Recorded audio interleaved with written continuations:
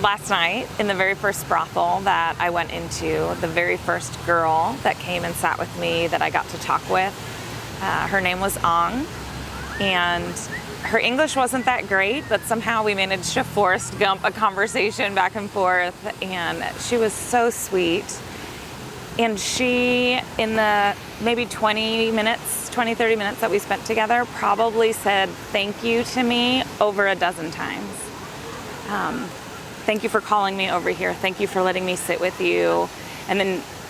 there was like a shift change when all the dancers, so her crew was like getting off stage, and she looked like maybe she needed to leave, and she looked over at me like tentatively, and I said, would you like to stay longer sitting here? And she said yes, and she grabbed my hands and just again said thank you for letting me sit with you. And she hugged me goodbye when she did have to leave, and it just felt so moving that while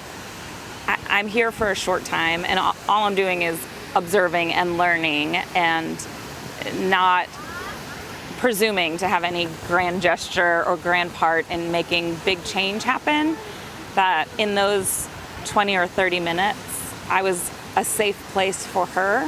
where she wasn't being groped by some guy, she wasn't being propositioned, she wasn't having to do things that she didn't want to do.